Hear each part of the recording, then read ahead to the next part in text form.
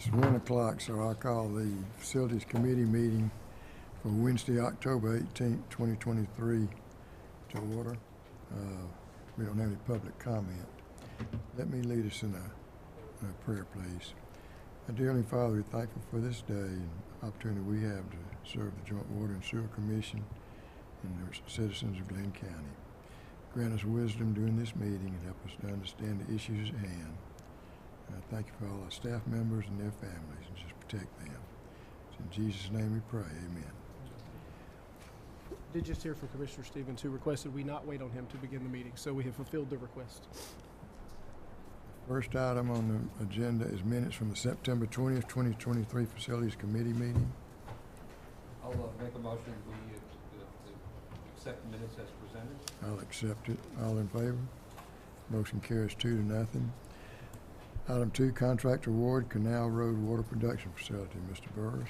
Yes, sir. At the September meeting, we discussed ways to potentially value engineer the suggested award or recommended award for this project to get better costs for our ratepayers. We have been working through that process over the last month. Unfortunately, we don't have a firm proposal for you today. We do have some information that's been provided by our low bid contractor, Reeves Young.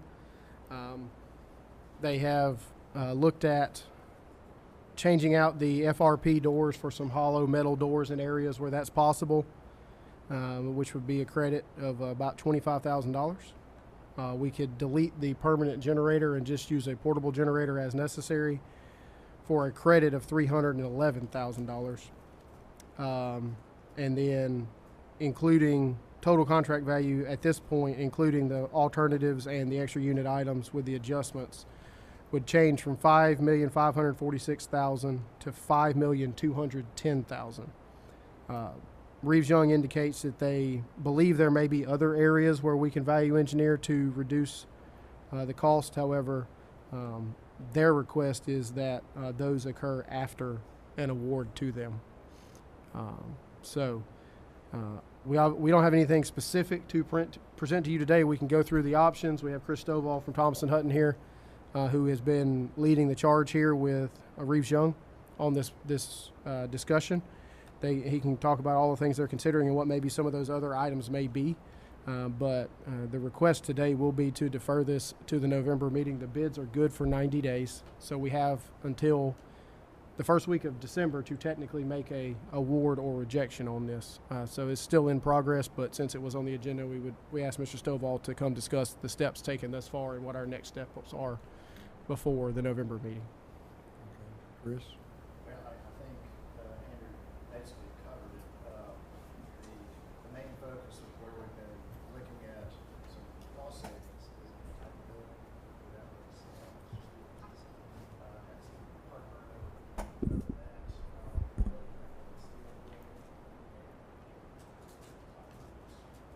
That type building.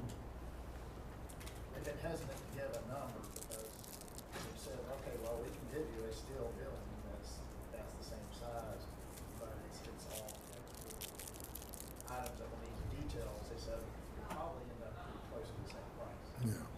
Again, they threw out a number of $25,000 savings. So it's not huge savings anywhere. If they tried to work this with them about 2 weeks ago, went over several items. At the same time, a lot of additional items that we saw that we would save. Again, maybe another 25. If you really tighten it up, maybe there's going to be about $40,000 or $50,000. That's about. Okay, now we had a price for a smaller ground storage tank, didn't we? In the Yes, sir. It was a building? savings of around $40,000. Right, for it, we can reduce from 300 to 250,000. Frankly, that's not a huge number. Yeah. Every little dollar counts. So with that and a generator, what would be the final price? And Those two and the generator would be something like that, yes, sir. doors or doors? The doors will put FRP doors on Yeah. on the horn room, Yeah. and then metal doors are the Apparently, FRP doors have gotten quite expensive. That was $100,000 all So how much is that gonna save, 40,000? About 25,000. Okay. 40,000 on the smaller tank. And so if we want to go with that, we have to back in. Okay. Either Todd or Andrew, tell us why we need this well. Right now, in the North Mainland District, you really have 4 wells that maintain the bulk of the flow. You have the I-95 well at exit 36, which handles almost all of exit 36. Particularly now, since we don't have the water loop project tied in together. It's very difficult to get other wells to provide water to that area. Yeah, the Ridgewood well, once we brought online late 2019, early 2020. And those are both Upper Floridan wells. The other 2 wells that we have in the North Mainland are Golden Isles 1 and Golden Isles 2, which are both Miocene wells. The Miocene wells that we have, we do get more odor complaints on the water that comes out of there, and we have some issues with manganese. And if you're not familiar with the way manganese oxidizes, you end up with a kind of a black film or slime that'll end up in people's strainers sometimes as it builds up. So we get more complaints off of the source water that comes out of the Miocene wells. This is an Upper Floridan well that would continue to reduce the needs for those Miocene wells, and we're seeing significant residential growth along Harry Driggers, which is where the well is, and we know there's additional growth coming along Highway 99 that is already going to put additional strain on those Golden Isles 1 and 2 wells. So it's just, we can survive without the well. It just gives us a lot more flexibility for future growth having the additional well online, particularly with it being an Upper Floridan well. Do we have the money to do a $5 million project? We can do the $5 million project. Honestly, at this point, what we're looking at is probably, how to say this, we're looking at using next year's money, potential money for projects to cover overages at unexpected overages on this year's projects. So essentially, we're just borrowing against next year's allotment with that, which in the current environment is probably necessary.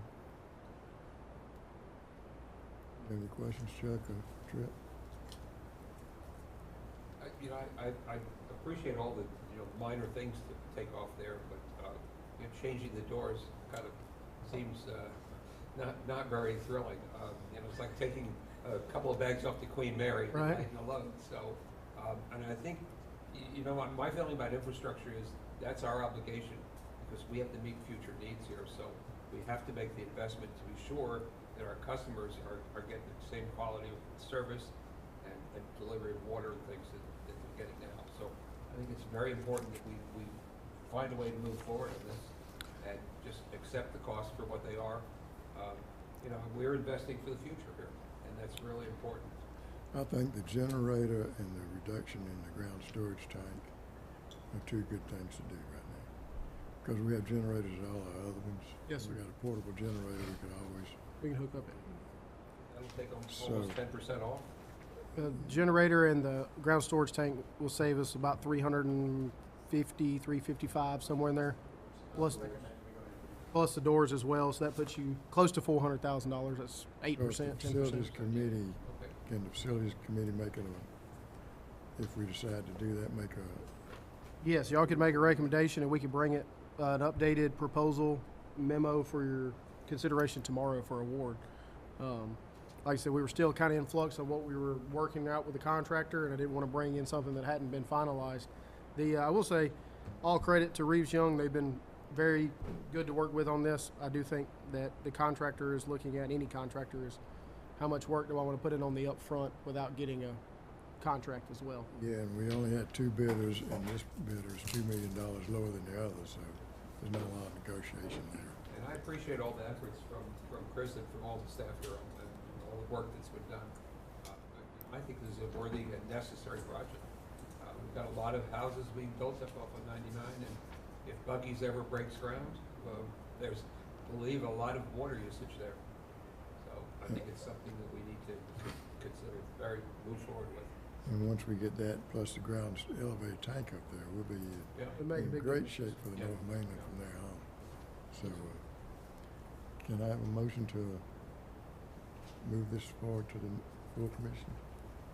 With the Okay, just to confirm, that's without the generator, permanent generator, with the smaller ground storage tank and the change in from the FRP to the hollow metal doors. Okay. Just want to make sure we had all the items.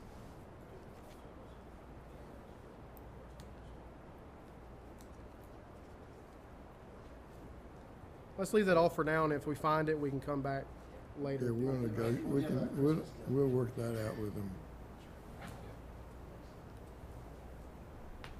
All right, so I'll make a motion next to move forward with the bid for the Canal Road water production facility with the reduction of the items that have been mentioned, which was the hollow doors, the switching the generator to taking the generator out of it, and what else are the other? It was a reduction in the size of the ground storage. Reduction in the size of the tank.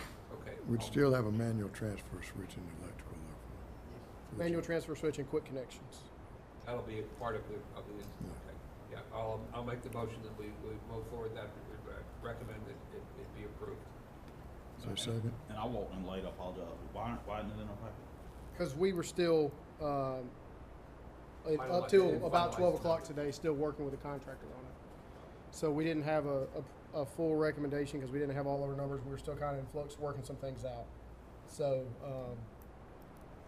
the original recommendation was we defer it till November, but if y'all want to move forward, we can bring that. We can get something sent out to you this evening with the updates and have it for you tomorrow at the full commission meeting. It will be somewhere around 5.17 million.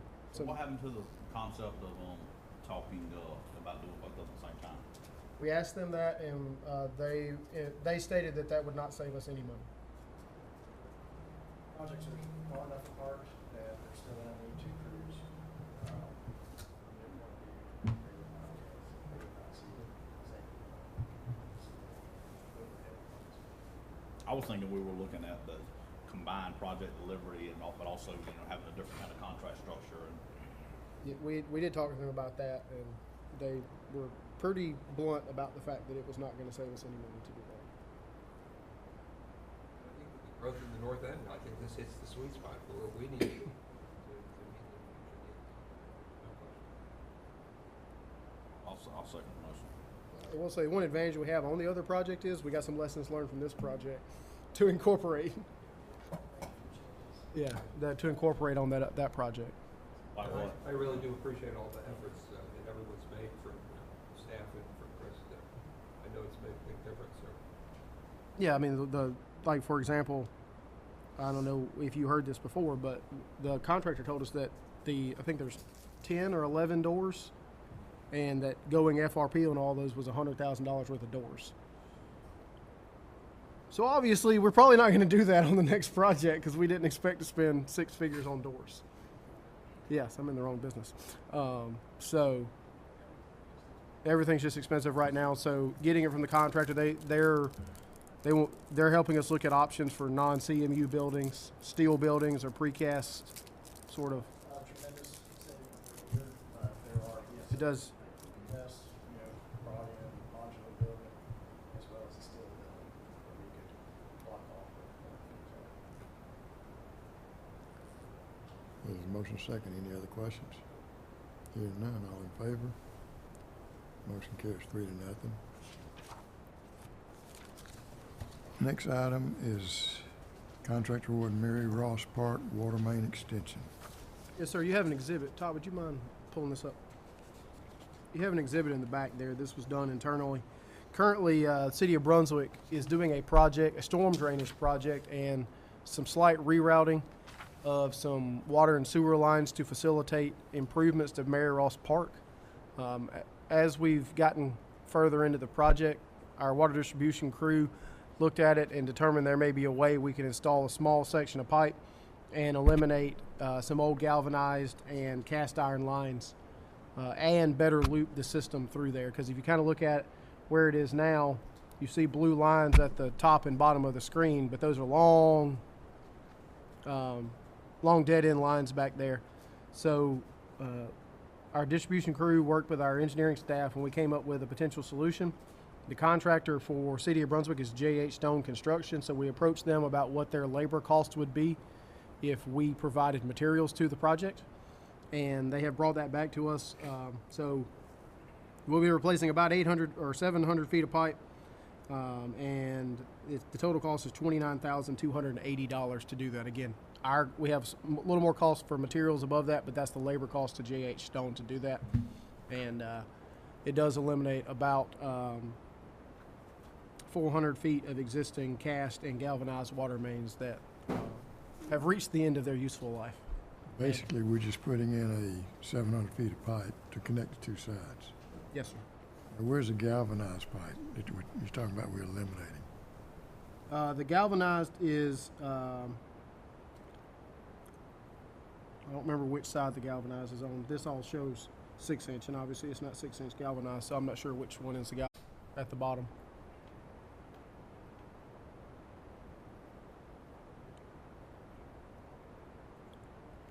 Do you know where the galvanized line is that we were talking about? So that purple line is the galvanized that's going to be abandoned. Okay. 2-inch. Sorry, all galvanized that we have is either 1-inch or 2-inch.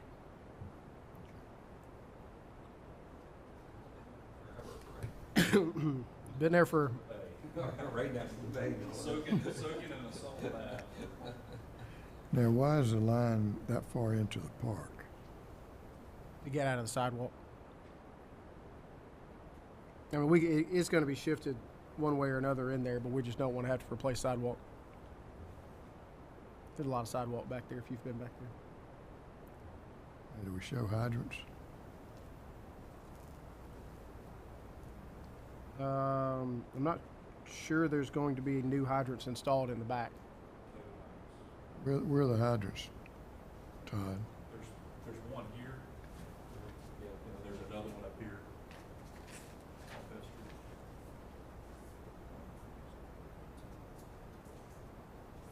I'm supposed to follow them out. All right. Todd, show them the hydrant on the bottom.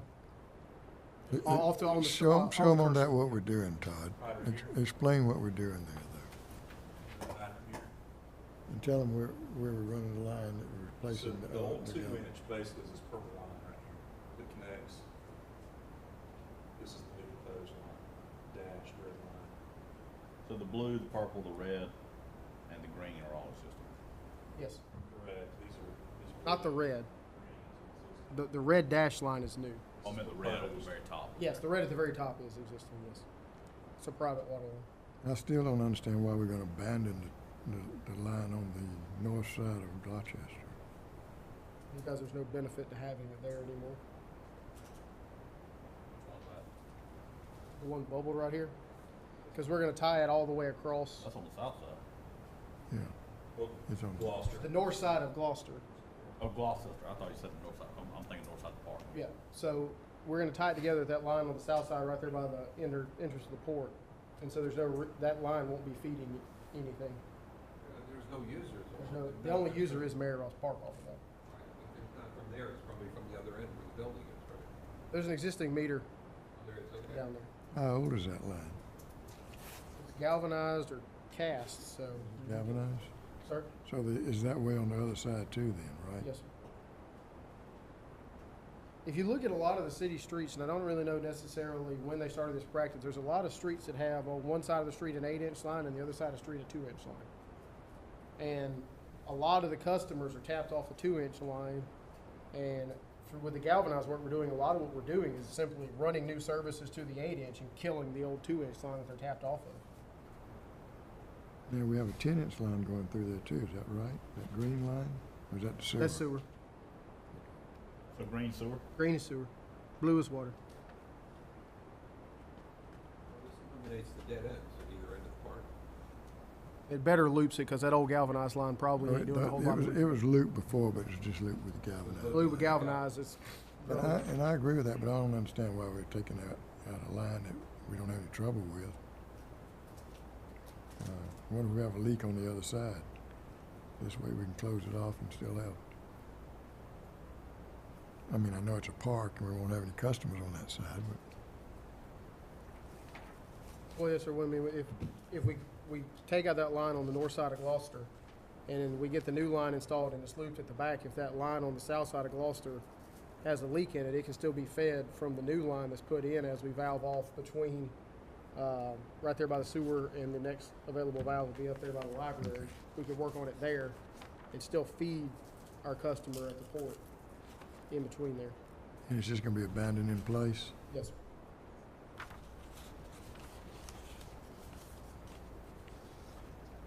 4-inch cast. I have a motion. I'll move the facilities committee recommend the full commission enter into a contract with J.H. Stone Construction in the amount of $29,280 for water main improvements at Mary Ross Waterfront Park. I'll second. Motion second. Any questions? Well, so this is one of the type things that when we review plans for the city or the county that are involved, we're always looking for ways we can do little things like this that make an impact on our system. So this was something that was brought forth by distribution as potential improvement. So kudos to those guys for finding a way to rework some things and help everybody out at one time. Where's the 4-inch cast on there being about? The blue line in between the red bubble. Relying on institutional knowledge.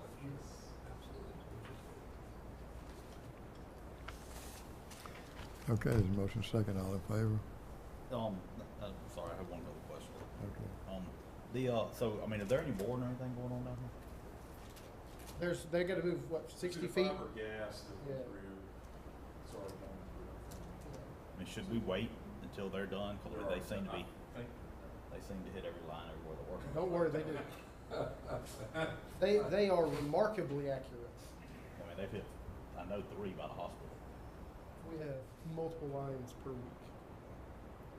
Sometimes multiple lines per I just didn't day. know if we should wait before we, in these areas that we're working near them, and let them finish up before we put brand new lines in. I will say, Not to go back the to that. contractor has demobilized for the time being from the Mary Ross site, so Okay. this is not holding up the city's project, and I'm assuming that we can coordinate with him on when to get back down there and the best time to do that. Obviously, they don't want the park area looking like a construction zone longer than necessary. Any other questions, comments? Hearing none, all in favor? Motion carries 3-0.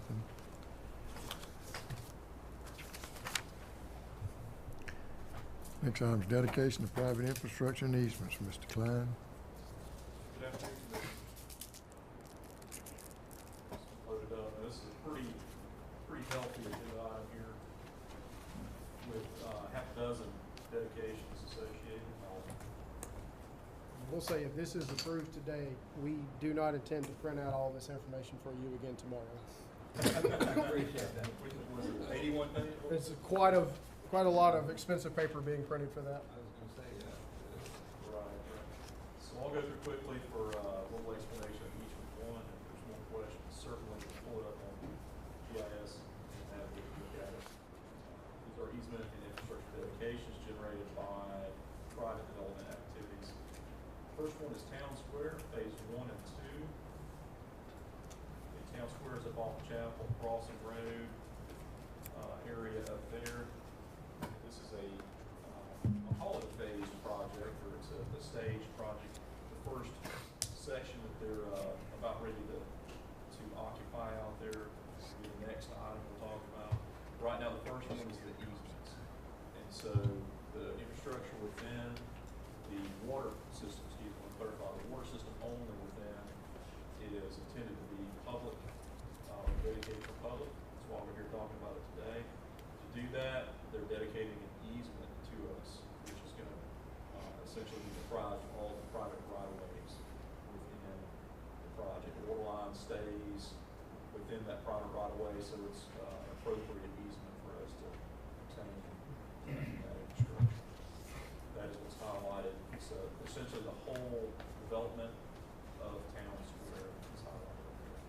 Number 2 is addressing the infrastructure itself, which is in the first phase. The blue phase. Phase 2, I'll call it the first one that completed. Yes. Luke, we had to go from numbering is just a little bit misleading, so blue phase, blue section. The first section is completed construction-wise. Water sewer infrastructure is ready for, to serve the new homeowners out there. This is for the water infrastructure only phase, the blue section. Sewer will remain private. Sewer will remain private. There's a private pump station that is shared between this development and the adjacent development, Point Grand, which is to the west. The value, how did we reach the value of $291,000, 4,000 feet of pipe? Very good question, Commissioner. So in the dedication process, we looked at the engineer of record, the design and management project to develop the cost to provide that value. As an actual value is paid by the developer. So the value you see there was developed by the engineer of record. Okay, so it's like approximately, what, $70 a foot? That's about the going rate for Is that about right? Yes, sir. Unfortunately, but yes, that is I was about the gonna say, going it rate. seems like an awful lot of money, but. It does, it does. Yeah. So obviously that's all inclusive with fire hydrants, services. Yeah, I mean, I understand it's a lot of, valves. yeah, it represents a lot of investment. Okay, so this is bringing in a number of, a large number of new customers to us. Is this just 1 meter, or are each of the things, are the meters separate? These will be individually metered. Are these townhomes? Yes, duplexes. Okay. It's a mixture, yes, sir. Duplexes, townhomes, and some single family. It's a combo Getting there development. were apartments, right? Isn't And it? there's apartments adjacent. Right, apartments, and then now they moved to duplexes. And condos in the back, I guess it is. I don't know exactly, somewhere in there, yeah, I think the first phase, what, 57 duplexes, something like that? No, they're busy working. And what pump station are they tying into? Do we have capacity there? This goes to There- 4044. Yes, so this is, this does go downstream to pump station 44, which we currently have under construction. So timing is very good on the pump station. The sewer lines within the development, are they pressure lines or gravity lines? Gravity lines, there are a little bit of, they ran out of some grade in some areas, a couple small areas, and I think they went with pressurized lines in one area. The majority of it is gravity. But we're not gonna own that. We're not gonna. Okay. Okay. All right. 3 is dedication of infrastructure on Reynoso. This was a private project. Driven project here, which includes a little bit of force main. Linear feet of low pressure force main. Gravity sewer was not an option in the case of these homes and building these lots. So they installed a small portion of 2-inch force main right away, and now we should dedicate that to us. Is that the green line? It's the orange line, It's gonna be the, or yellow, whatever color that is. right, the proposed is generally gonna be the orange colored dashed line. Okay. It represents the proposed force main. 2-inch force. Is it tying into a manhole, existing manhole? It's manifolding into an already existing 2-inch force main Okay. that very quickly turns to gravity.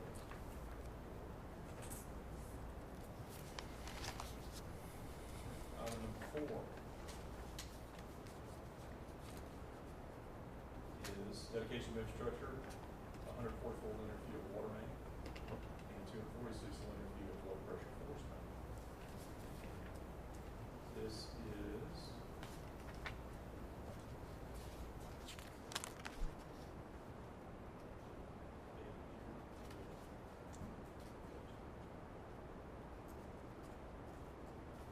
off Habersham. Commercial development, very nice commercial development, small segment of, essentially water and force main to connect that. So this serves one customer? It serves one customer?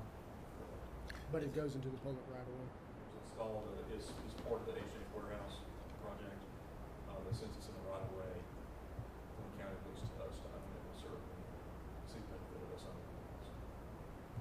So it Why opens it not? up for other connections. And is there other potential connections in the area? Show me that if you don't mind. what other what other properties are? So there's an existing, anytime there's, this one actually comes this way to this gravity manhole here. Being so short. Why couldn't they put a gravity line in for that, Todd?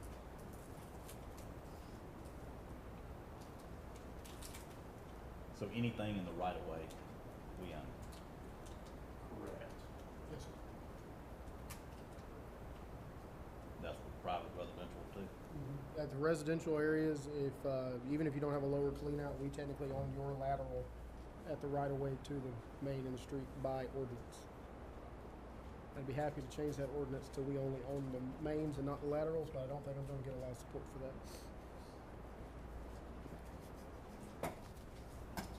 This is part of that 81 page.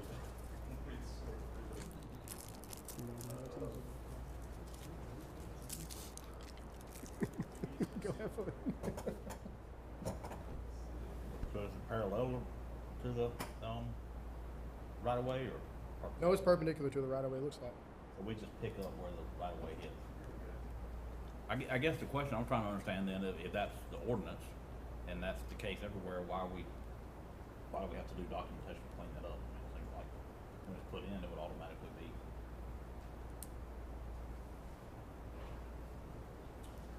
There's also a short section of water main involved, I don't, Yeah, this is the, sections. So that's not a road there though, that's just easement. It's their entrance road, but correct, it's a drainage, private access easement. It's right next to the parcel adjacent.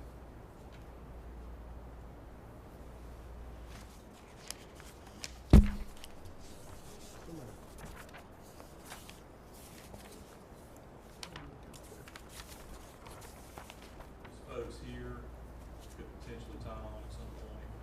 Now sewer will be within 500 feet. They can connect as well. So where is that in the public right of way then? What's the private easement? This is the only portion of the connect here. This public right of way here, Haversham right of way. Right. So it's this segment here, these sections. So that 25 feet or so. 80 foot, That's 80 feet? 80 foot right. on the other side of the I street. got it. And that's the part we're digging over the 80 feet on. There's no gravity sewer close by they could tie to. This references 246 feet, 144 feet. Are they dedicating the portion in the private access easement to us? That's what I'm trying to understand.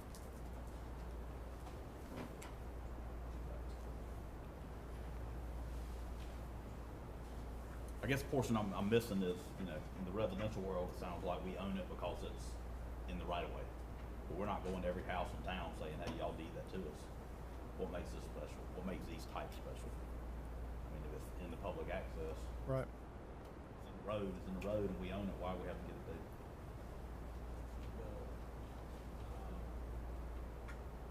We obtained all the stuff in public operations from the county. And then someone gets a permit from the county to put the infrastructure in the right of way. We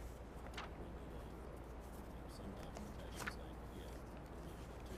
Every time somebody builds a house and they tie in under, to some kind of something in the public right of way, we're doing one of these. I don't think, not for a single home, no, sir. So this is a single home, so it's a single building.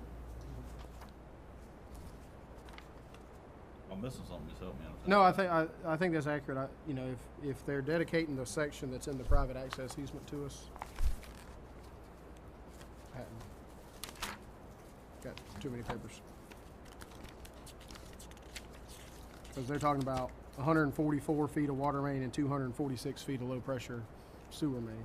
So there must be, the intention must be to dedicate the section that's in the private access easement as well. That means we wanna own something that's under private land and it's under, that we gotta maintain now, and, when they decide to pave it, we gotta deal with the, they're accessing it under it, or. I mean, the only benefit for the section in the private access easement would be for potential other customers to tie on. Other customers, they gotta figure out how to get that private access. Right, but what we end up is situations where in private access that it hasn't been dedicated, if there's other potential customers, we have had situations where the person who installed it has asked for a significant investment from the new customer to tie Or on to that. customers just have to figure out a way to get it to the. Yeah, we have had people that just decided they were going to run their own line rather than do that. We had to approve this plan before it went under construction. Yes, sir, that's, yeah, we would. This And would- we approved it based on us taking the easement, getting the easement. It would be, right, if there's, yeah, there would But be. was that a condition of when we approved it? It would be. In-house. Yes, sir. Here's the force main section, compared to the Glynn. Discharge is grabbing me all right here. I guess I just, and it's something that's a development of serving multiple customers, and it's a common, piece between multiple customers. That makes sense, to me, but if it's one line that feeds one customer, why would we wanna own it? If it's not even on our property, it's not public property, it's not. I think what Todd was just showing is a force main. A large portion of that is in the public right of way. Just averaging. That's the force main that's serving other The people. water main, a section of the water main they're dedicating is in the private access. it He's looks like. talking about, Section of it is. what Tripp is saying is this, what we're talking about on private property is just serving one customer. That Right force main now. you're talking about is in right of way, is serving several people. Or the potential to correct, yeah, because right now, these people are, this is a kind of get a little bit of depth on this manhole. Depending on what they do here, maybe they can serve it with gravity. If not, now there's a force main out here that they can connect into. And on the other side, on the water line in the private access easement, there's multiple properties that theoretically could tie onto that one day. It may not be anytime soon, obviously. So they own the property, all of that property. So basically, they could have put in the gravity sewer to tie in that manhole. Is that what I'm They don't own hearing? that property, no, sir. I don't think, yeah, I think this parcel here is in this, I could be wrong, I don't know.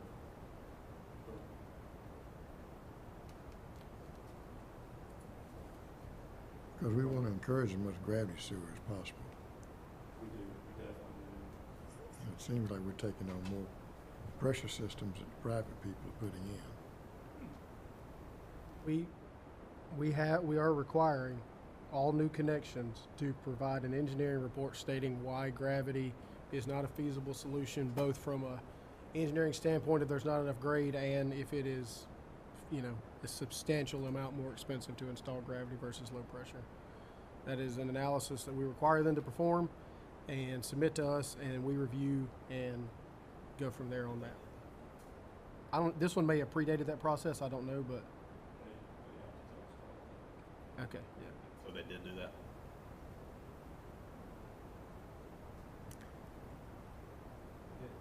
It adds typically 45 to 60 days to the process. Not saying it should, but it does add 45 to 60 days to the process. So if we own a line that's under a private easement, and the only thing that's deeded to us is the line, not the easement, not the property and all, and somebody wants to tie into that, but there's a small portion of non-deeded private easement that they have to cross to get to it, how does that work? Yeah, so like this here, zoom, push that just a little bit, there you go. So how much, It's private right away, and it's private easement. well, private, I guess there is there a private right away? Mhm. Yeah. So like this line here, for example, that easement goes, that private easement goes way off the page over there, to the left. So if someone wanted to get down that private easement to this line that's now ours, they can do so without any. Provided they have access to the easement, yes. There's a language of the easement. Yeah. Is it access only, is it access and utility? Right, that's the question is, do they have access or not? And it sounds like it depends. So if it depends, what's the benefit? If we don't know what that belongs to us, what's the benefit? Yeah, so in this case, we just own here, the meter, let's go back. Oh, so it's the double section of line. We're not taking anything past that, okay. Meter.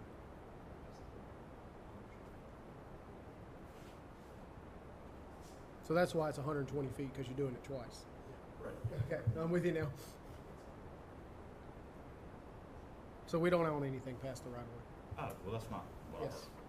Well, that's So none of that dotted line that says, well, I can't read what it says. 6-inch W or 2-inch W. Yeah, 6-inch W and 2-inch W. We don't own any of that.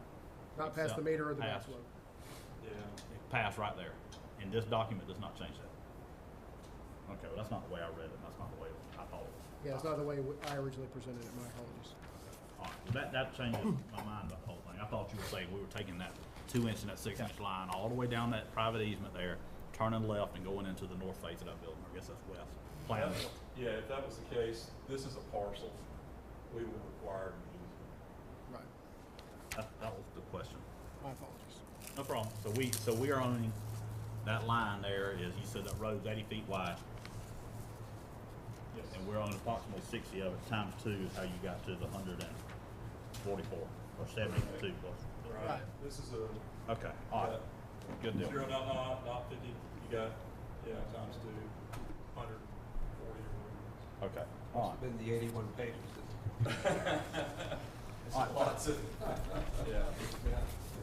They run together on you. We got 80 active projects going on right now on the private Well, development not side. necessary, I'm just telling y'all why I was so adamant that we shouldn't do that, because I thought we were pushing all the way down that road. I think I'm thinking about the one up there at the self-storage place. We can highlight the actual segments. That'd be helpful, Yeah. maybe for tomorrow. Off the page a little bit. Yeah. Okay. What's the next one at? Yeah, that's another great way to do that. Okay, next one's number 5, Canal Crossing Connector, Peachtree Median.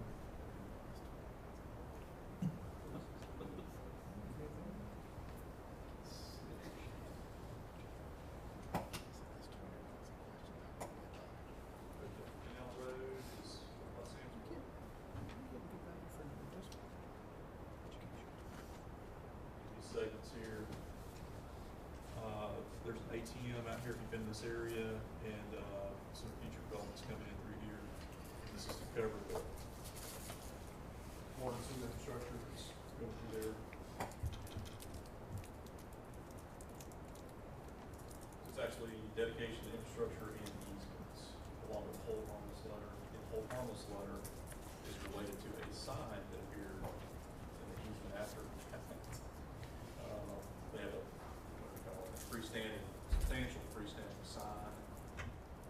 They adamantly wish to keep and maintain in there, so we required a hold harmless letter. If ever we have to go in there and maintain online, if something happens to the sign, it's damaged. Crooked? Right. It's, Well, technically, I think the easement covers that. We just wanted to be extra careful. kind of belt and suspender. Yeah. To the extra hold harmless letter. So, sometimes we do that, but it's all in an effort to help the applicants and commercial entities there for sure. So what are we taking over here? I mean, I see a whole bunch of lines. The orange line. So which one? The orange line.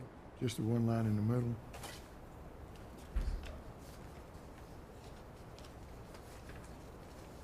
I love that y'all made it all one I mean, easement, but just for tabbing purposes, it might be easy just to tab them separately.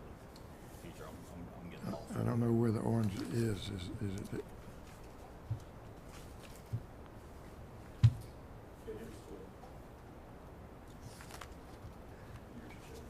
Do we have that sheet? Yes, sir. On the tabbing purposes in the back, the individual packets are stapled together. We were looking at the dinky picture in the front. You're looking at what? This right here. Go back to the picture that shows the colors on the memo. colors on that.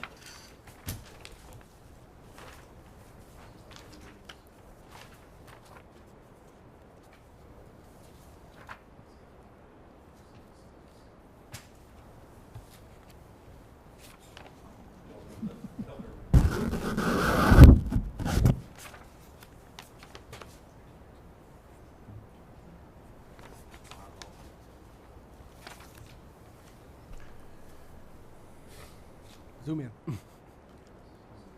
That's it. Is is the orange line in the middle, is that what it is? Or yellow line, or whatever that is? Is it, That's, well, point to the line we're taking? yeah, so this is proposed. All the way. Is part of outlot, this is the other. Is that a water line? It was done in two different contractors, two different kind of phases, if you will. But this is the proposed line, water line all the way from here to here. Sewer section is down here on the bottom, on the side. Sam's is down here off the page, down here. Yes, correct. Yes, sir. Sam's will be down there in the far corner about where you're Sam's standing. correct, yes. Okay, all right, just trying to orient. Yeah, Is that- Sam's down.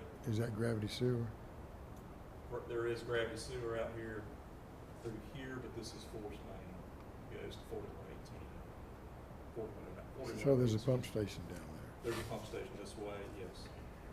It flows, so the Sam's Club pump station here, the little small one by McDonald's, and then it all goes to 4108 that way. But the gravity line that's up there that we're taking is going to the Sam's pump station? Yes, Okay. it does. That's correct. So the.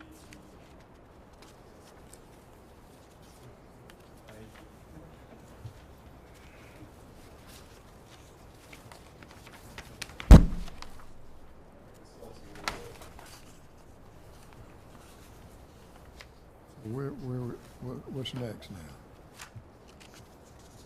Kind of hard to follow, Todd, on what we're getting here.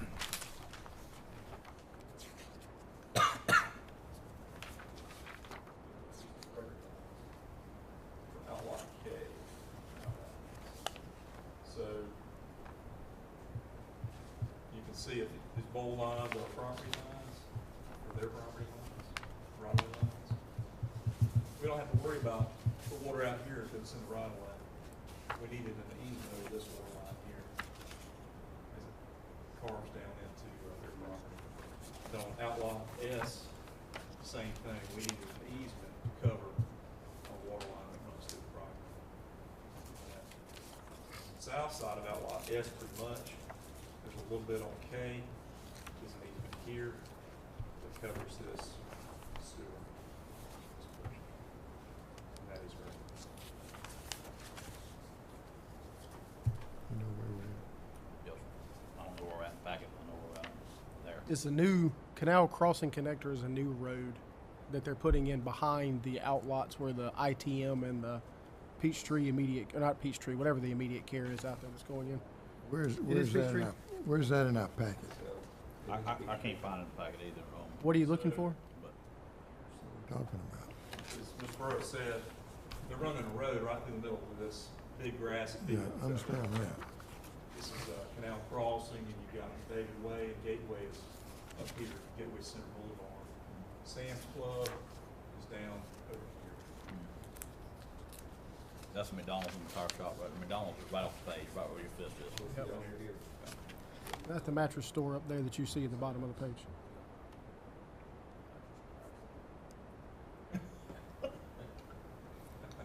Either way, you're tired when you use it. McDonald's is right here. World famous Highway 55, Soteria, not Soteria, it's right there. They got the Chipotle. robot. They got the robot, man. Chipotle, thank you. And Sam's Club, of course, is right here.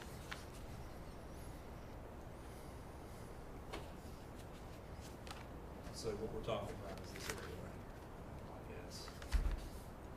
That's K and H, right?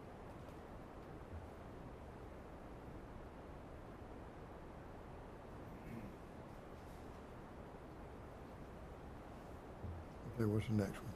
Okay. Okay, going to the font.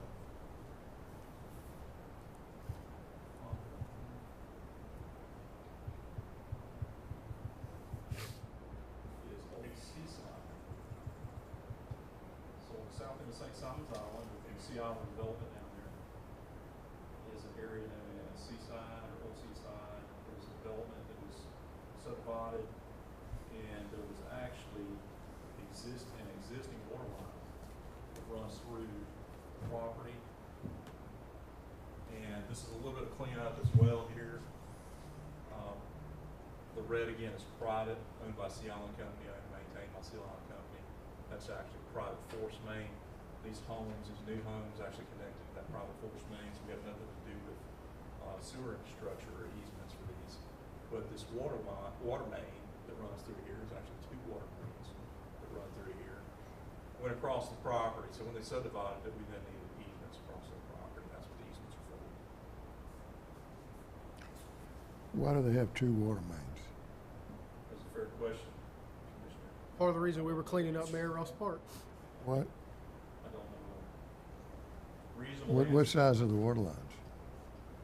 Which size of the water lines? What sizes are the water lines? Size of the water lines? And are we taking ownership of the water lines? We already own them. Let's look. So we're just talking about getting an easement? In an easement, because we don't have easement over the water line right now. And it is not public right of way back in there. I was gonna say, I still don't understand how we can own assets that are not on public right of way. I don't, Only, well, By dedication. We're getting an easement, so we Yeah, could own it. honestly. so But to by answer your what? question, By but the- why do we them allow dedic- things to be dedicated to us for us to own if they're not? Because if they serve, I mean, potentially if they're serving multiple customers, what we don't want to get into is a situation where there's a break, and then you got a bunch of customers that are frustrated with each other, don't want to get it fixed. Whoever owns the gate. But how come, what size lines are 8-inch line, 8-inch water main, and a 4-inch water main. Two parallel mains. they? And why do we have those? So, Why do we have those? We're accepting an 8-inch and a 4-inch force main, is that right? no, So sir. these are already, we already own these. These lines We are already existing. own those, but yet in Mary Ross Park, we were gonna get rid of a 6-inch line. That's We had two 4-inch 6-inch cans. lines there, but here we got a 4-inch and an 8-inch. If you would like us to go get rid of one of those lines, Derek and Alvin would be more than happy to do that for So on you. the topic of getting rid of lines. Yes. We are currently in discussions with Sea Island Company about master metering their building. So. Master metering this, Yes, sir. So they're, then we wouldn't have to own the lines. that's Then right. we would not own the lines. They're interested, we're interested. If we're talking. Why don't we do Well, I that? think one way to push that is to say, you know, if it's public infrastructure, public needs to have access to it. Somebody wants to drive over there, look at the ground above that line, they ought to. You can't drive over there because you got a gate there. Right. We can, because we have access to it. Yeah, but I mean, Yeah. if it's public infrastructure, the public ought to be able to get to it. If it's on private property and public shouldn't be there, then it shouldn't be private. Do we own all the water lines within, the lodge and everything? Not all, but most. The major runs. Now, this situation is not unique to Sea Island. We have dozens of developments that are gated that we own infrastructure behind gates. Yeah, but we own a portion of this, but we don't own all the other stuff that's connected to. But why? Unless we own the whole water line coming in to the lodge and through all the parking areas. So in blue, again, in blue that indicates joint water line, public main, water main. Green indicates public sewer. So all the way down Detroit Avenue right now, it's understood that we own that water. That's all the way down going into the lodge where the gate is. Correct, yes, sir. Even coming through the backside, it's looped in through the village, Okay. back through here. Even the water main that runs down Seaside. So, at some point in time, maybe there was. That is consistent with the approach of owning all water lines that are connected before water meters. Because those customers are individually metered in the back right now. There's Now, individual meters. Are they water customers of ours? Yes. They- Now, are they sewer customers of ours? Yes. But we don't maintain the sewer We line. do not maintain the sewer lines. We get sewer fees from them. That's correct. We receive, at least from this area, wastewater here, these maps all get forwarded in.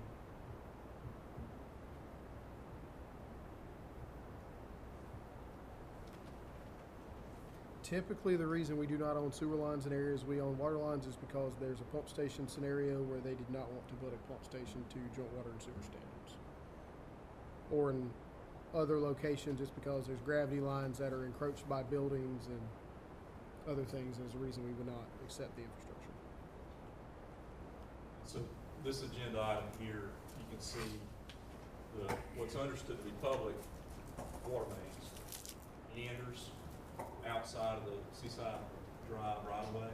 Through people's property. Yeah, correct. Now these are individually owned properties.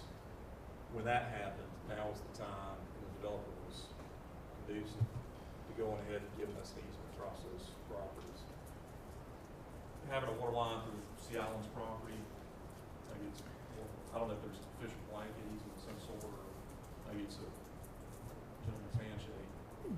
What's gonna happen when those nice residences start landscaping in the easement? Which they will be doing. They will be, yes, sir. So by the easement template, they're not putting anything permanent or structural or anything within that easement. We're not required to put it back. If it's in the easement, we have to.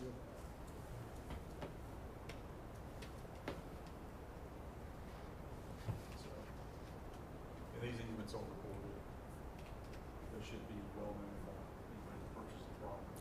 But they'd like to put a master meter there. It's in discussion, yes, sir. Discussion with them. There's a lot of good reasons to do that. Well, why don't we just wait to do this until after we decide what we're gonna do there? This, well, it's not a done deal yet, so, we don't know when that could happen, if at all, it's just, again, it's preliminary discussion, to see how that master metering. These homes are being built. These lots are not, are they starting to develop in here? Yeah. And if we were able to work out a master metering agreement, we would come back and abandon this easement. Speaking of easement abandonments. You're welcome. Staff doesn't commonly bring easement, joint water and sewer easement abandonments to the board for review. I don't think I've ever done that. You should be soon seeing one, probably in November, agenda, hopefully, will be our first, that's my first. This would be a similar thing here. Yeah. Maybe. Maybe not. So anyway, sometimes it's to clean up. We don't need easements that we don't have a use for, so sometimes. If that was the case with master meter, we no longer own the line. So we'd only master meter this development or all of it? What we would do is, if you could do it with 2 master meters, you could, back out. You could, A master meter on the 4-inch and the 8-inch. what we could do, master meter up here off of Treat Avenue, somewhere where it comes in by the traffic circle here. Master meter, because that's a single feed. And we'd have another master meter over here somewhere. But then we wouldn't have individual bills going out, and we would not get as much income. Wouldn't get as much water. Income. Master, well, That's like us One thing have a meter master capture- meter for the sewer. yes and no. Sea Island. The new meters, the ultrasonic meters at the larger diameter are supposedly more accurate than the individual meters are. Yeah, but we got individual bills that have things in it that aren't metered. But you'll be The only difference, the REU counts, the REU charge will be the same, it's just multiplied on one bill. So it's just the base charge, that instead of getting 20 base charges, you get 1 base charge. But you also get a higher rate. Because it would get up into the escalated usage, and as Mr. Klein was just discussing, if their line has a leak on it, which Well, that's the thing to me. If it's either a private asset or a public asset. If it's a public access, it ought to be in the public way. I mean, you know, I realize it's probably an unpopular opinion here, but I mean, to me, it was so. It's a public road, it's a public road. It's a private road, it's private. I will say, when it comes to storm drainage infrastructure, that is the rule. Say this too, so for, Right, so I mean, I don't see why we don't just say, hey, you know, Because it would be a significant change from what has historically and continues to happen today, to go back and essentially divest ourselves of these assets that have been dedicated to well, us. at some point though, you don't take new ones. I mean, you know, so I mean, we've always had a problem, so we're just gonna have a problem for the next 150 years. so I'll give you an example to that point of the private versus public right of way. So we just talked about Town Square, and how we're getting an easement through the private right of ways for the the water main to be dedicated. Well, when the development was reviewed and approved and began construction, those were to be public right-of-ways in there. And at some point during construction, the developer decided, I don't want to, let's get away from towns where, in that scenario, a developer could have said, hey, I no longer want to build these roads to county standards. And the county says, if you're not going to build them to county standards, we're not going to take them as public right of way, they're going to make private. That has happened multiple times. So, in that case, what do we do with those individual lots then? They still need to be individually metered.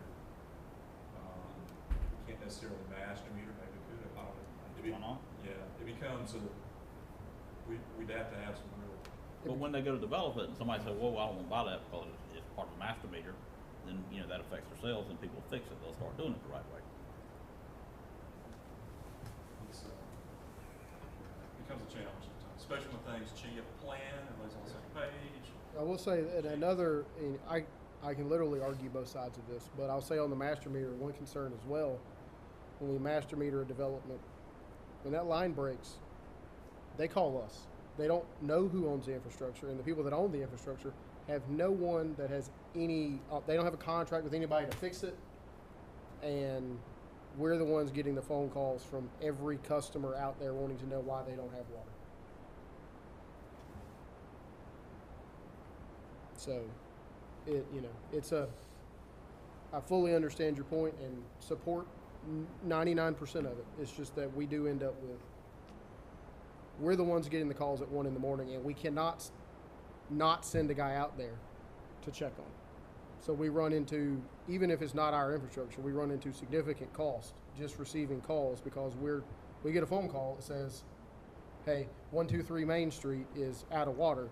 We've got to go check. I'm being flippant here, but when the water line on the second floor of my house breaks, it's my house. It's not yours. I can call you and say, hey, I don't know who to call. Y'all come fix it. We don't fix it, but we do have to. When somebody calls and says we don't have water at 1 o'clock in the morning, we go out there to confirm that we've got water at the meter. That doesn't mean we fix it, but we do send a crew out there to confirm that the water is being delivered to the meter. I don't know what the answer is today, but I know that, what I heard a minute ago was it was an issue and continues to be an issue. We can't, at some point, we got to draw a line in the sand and say can't allow it to continue to be an issue for the next 100 years because we continue to accept more and more stuff. In my opinion, it's pretty simple. It's either private or public. And if this is metered, then it's going to be private, it'll become private. If it's master metered, it would then become private infrastructure. And then we would not go in there if they had a leak on that water line. No, if they didn't have water at all, then if they didn't have water, we would still go to the master meter to confirm that there's water at Just the to the master meter, though, we would not go. We would not past go it. back past it. Yes, sir. And at that point, that is well worth the few base charges that we're looking Understood. I agree with that 100%. This is we've got other developments that, Sea Island, they've got crews that can go work on things. We've got other people out in master metered situations that, just to be bluntly honest about it, they are not prepared to maintain assets. When we go out and help them maintain assets, do we bill them We for do. it?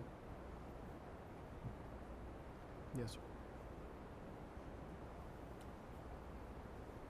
All right, so that Any concludes questions? the 6 items. Unless there's any other Did we do already one thing? questions. We certainly I think we did 82. We did 82, Cheers. okay. Are you ready for the motion here? Okay. Are we taking all 6 of these in one motion? Yes. Is that your intent, too? That's what the motion said. I know that's what the written Do you motion want to, says. do you want to exclude something? I'm going to abstain on number 5 just because they're competitive ours. And I don't, Yes, there is. But, Ben, is there something that you wanted to hold back on? No, but Canal Crossing is a competitor. Peachtree immediate care is. So, that's probably an abundance of caution, but I always try to abstain. Okay. Anything to do with hospital business. All right, I'll move the Facilities Committee recommend that the full commission approve and accept these projects with associated dedications, infrastructure and easements. I second. All in favor? Motion carries 2 and 1 abstain.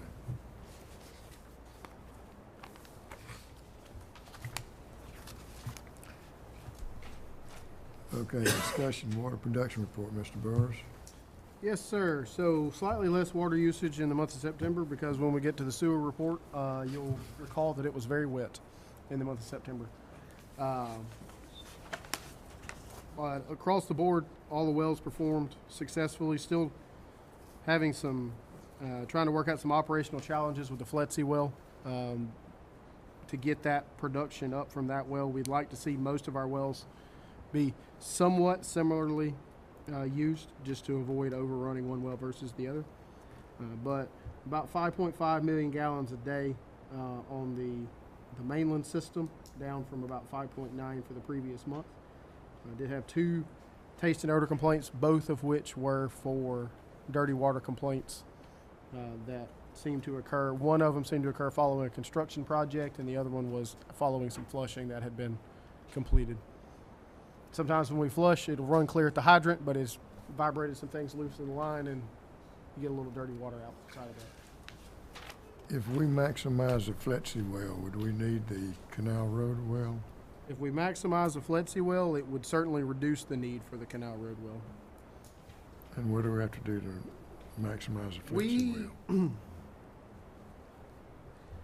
It is my belief that there's a valve somewhere on the Fletsy campus that we cannot find that is preventing water from leaving that site.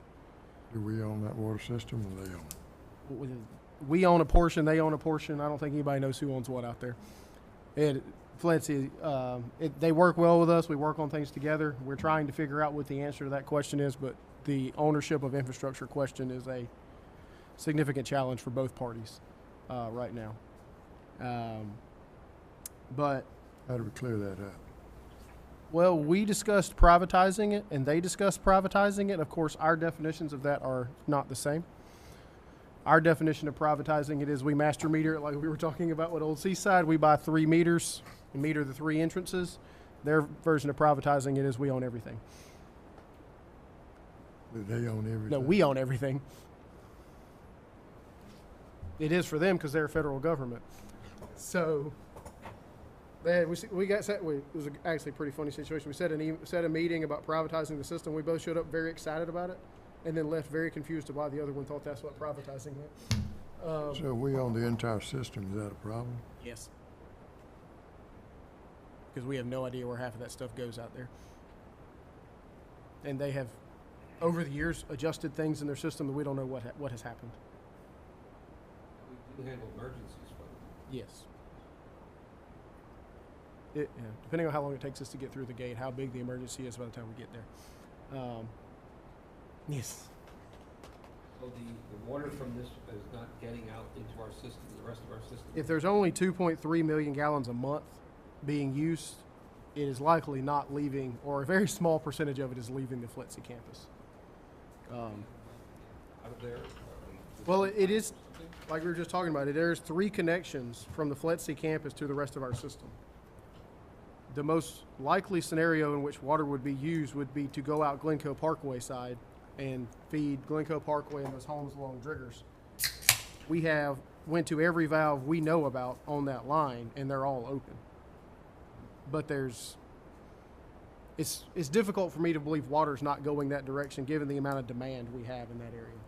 Todd, can you pull that up on me? How big is the storage tank? Fletsy's a 500,000 elevated storage tank out there. And that's our tank. That is our tank and well. Now, we do not have easy access to it. Is the well separated from the storage tank, or is it right beside it? They're not immediately beside each other, but they're pretty close. There, you see It's our well. it's our well. There's 2 wells. We have a ground storage tank there? There's 2 wells and a ground storage tank. The ground storage tank is actually somewhat buried out there. Got dirt piled up around it.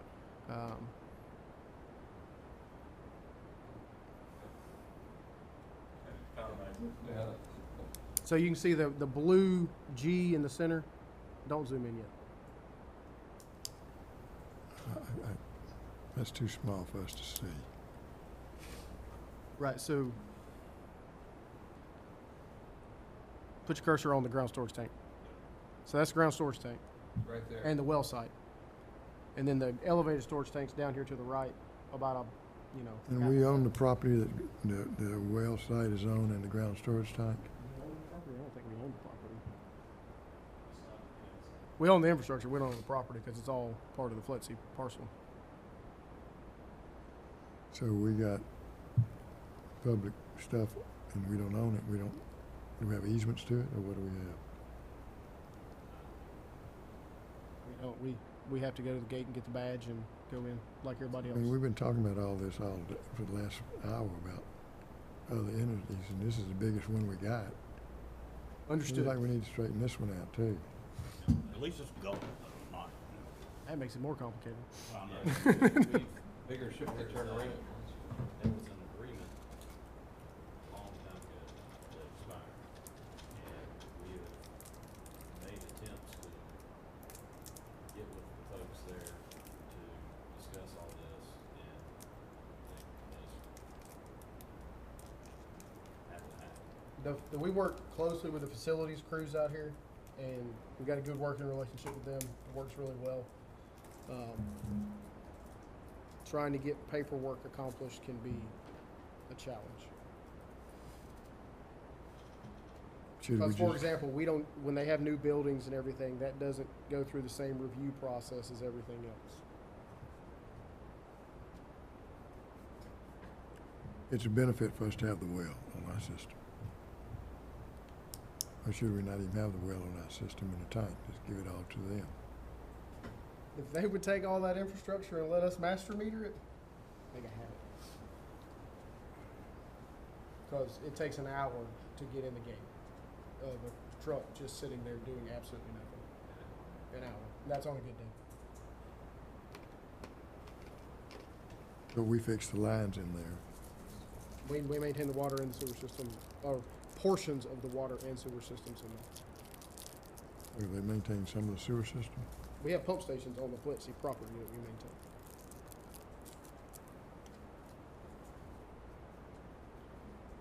Can y'all provide a map for the next facilities meeting for us to look at? Just the FLETC, the water and sewer system, so we can talk about that? Be happy to do that. So my point being is, on this, it would seem like that backside of FLETC would be, water would be leaving the FLETC campus from that well and getting out towards the commercial development near the airport and the residential development in that area, and maybe even back towards Driggers. We have checked every valve that we know of on that line, and it is open. But water is not, obviously not flowing that direction. How many meters do they have, water meters they have in the FLETC? Do we have a meter at every building, or how does it work metered? It's over 250. Yeah. Is every what? It's over 250 meters. 250 meters? Yes, sir. On their property. Yes. Correct. And we just replace those? Yes. And what are they, Ones we can find, yes, sir. and what do they range in size? Let's see, I believe they do have an 8-inch out there, if that's in the report. The ones we could find, then we might be getting a lot of loss out there. Is that And what I I'm hearing? guarantee you we are. We did find one that was literally underneath the building. Yeah. So it'd be good to master meter it. Yes. We figure out how to do They've it. got some high volume water use out there, driving around, spray the simulated rain. Diesel. How much of that is actually metered, we honestly don't know. Well, Todd, you can go give us a drawing of it, a big drawing we can understand, and we can look at it, we can talk about it in the next facilities meeting. It does seem like you could just do away with those meters internally. I mean, regardless of who owns the asset, just have the meters at the gates and. Well, from FLETC's perspective, and I will say they've been very upfront with this. FLETC themselves has multiple customers, agencies that operate facilities on the FLETC property.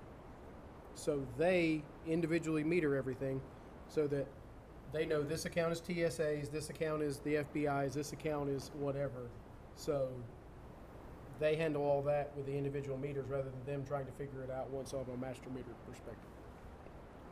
But we got other things like the fields where they're spraying that we don't know if they're got shallow wells or they're pulling off our water system. They do have wells out there. I mean, is a large operation, and they're a very good customer for us, and we work well with them, but it is challenging anytime, for both parties, anytime we need something done out there. We take all the sewage too. Yes, sir. We got an old force main across the old back gate there that is no longer in use, but it's not in great shape either. Have we compared our sewage flow with our water usage? For a water, Water we bill per month versus the amount of sewage that we bill per month. What's going they're in. built the same, So you bill it just on the meters. just off the water We, meter. we don't meter the sewer. Do not Does meter. it come out at several different places? Sir? Does it come to our system? It goes in different directions. There's multiple pump stations, and there's other things other than FLETC that get to those pump stations, so you couldn't even use a flow meter at the pump station to say what that is. How many meters do we have on pump stations? How many pump stations do we have meters? 20 or 30 flow meters at pump stations? Okay. Kirk's honestly, his goal was to get a flow meter on every pump station, which is helpful. But it's an undertaking to do that. All right. But Go ahead. I have a question. Could we put in master meters for our benefit to see that we're? we can put in district meters, yes, sir. We can absolutely do that. It'd be worth it to see if we're missing a few thousand or. Yeah, we know where the water, we got some we bought some portable meters, didn't we? We would need to either rent or buy more to do those because those meters will not read bidirectionally and water goes in and out. So we'd have to have a meter pointing to read the flow going out, a meter pointing to read the flow going in on all three connections. So you would need at least 6 meters to get it done on the temporary So meters. we got 3 connections. To the best of our knowledge, there's only 3 connections out there. So is there a need for water to come out? I mean, does our system need, especially with this $5 million well? When I say need, no, we're not having problems serving our customer base, but we have an asset that's only using 2 million gallons of water in a month. Obviously, we're not utilizing the assets to its best end to do that. And they might be using some of our water coming off the rest of the system. It's likely, yes, that there's water going onto the FLETC campus from the rest of the system to support that. But like we talked about, we do need to know about altitude valves on every one of our tanks. Yes, sir. Even if you get additional information, there's no guarantee of any resolution of anything. Because we're dealing with a bigger ship than ours. I think it's just this, is there a resolution that could be reached? Certainly. It's just going to take significant amounts of legwork to make it happen.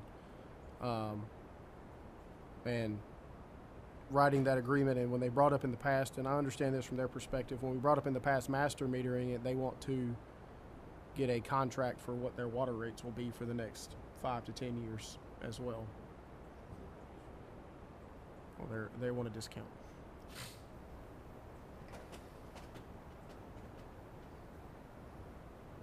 Seems like you could put the master meters in, and then those individual meters can be almost deduct meters. I mean, if you wanted to build entities individually. Miss LaDonna's not going to be happy with me if I approve a lot of deduct meters. No, I mean, maybe not a deduct meter, not the right word, but it functions similar on the Here's what the difference is. The gap goes to FLETC proper. But to do that, of course, there would have to be the clear up of the ownership of who actually owns those lines. We can't bill people for water loss on our lines. I see this as a different animal than what we were talking about a few minutes ago. This is I yeah. mean, this is not for the benefit of an individual or individuals. I mean, we're not using public assets for the, Sure.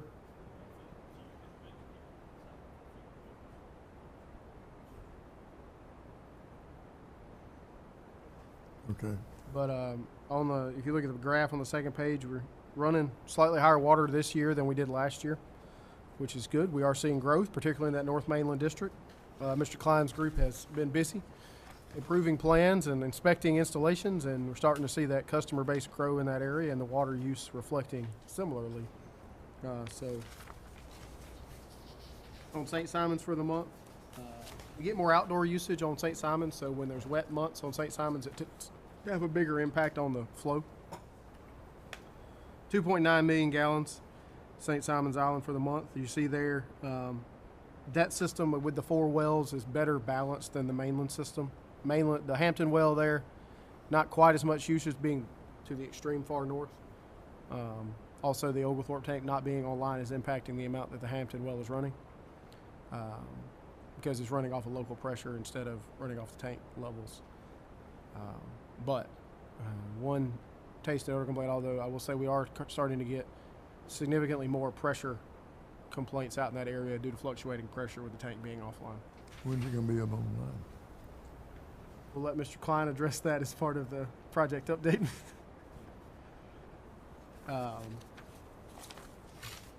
They say end of the month. We'll see. Seems aggressive. But you see there, very seasonal activity on St. Simons as expected. If you look at our graph there, more people in the summer, more outdoor usage in the summer. We get a lot more of the seasonal usage on St. Simons, but following similar trends as we have in the past. Not a lot of new customer growth from a new home or commercial businesses, but we have seen a large increase in the amount of irrigation customers we have on St. Simons. And then South Mainland, 2 wells active, 1 well that's used as it's a backup well. Fancy Bluff and Brookman, very well balanced at that system down there, a little less than 300,000 gallons a day. And almost an exact copy on the graph from last year of water usage. So high consistency from that system down at exit 29 right now.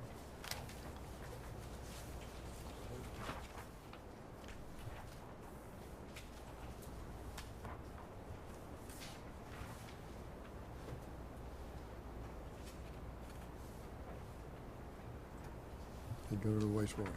Yes, sir. For the month, a couple of things to point out. The main thing to point out will be the rainfall totals on these sheets, particularly at Dunbar Creek. But Academy Creek, 6.8 million gallons a day, about half the capacity of the plant utilized. That number was elevated substantially the last week to week and a half of the month.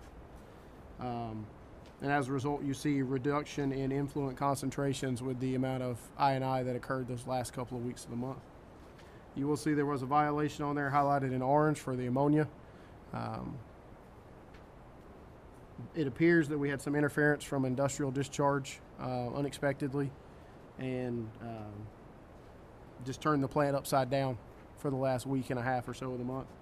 We're working with that industrial customer to how to best mitigate that moving forward. You can see, just as a little behind the scenes action here, you look at that alkalinity number for the month compared to where it had been previously for the effluent. Influent, very similar. Effluent looks like it's a little higher than in the past. You consume alkalinity when you remove ammonia from the system. So we want to have significant alkalinity leaving the plant, but if you see a jump up month to month, that typically means that you haven't removed as much ammonia. And if you look at the months before that, that will essentially play out in your analysis.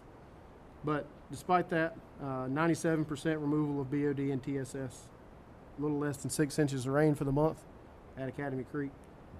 Less sludge to the landfill because if you remember the contract we did to get Sarah back up and running, she's back running now. So significant reduction in cost having the dryer back online. You look at our graph there, the blue line is this year.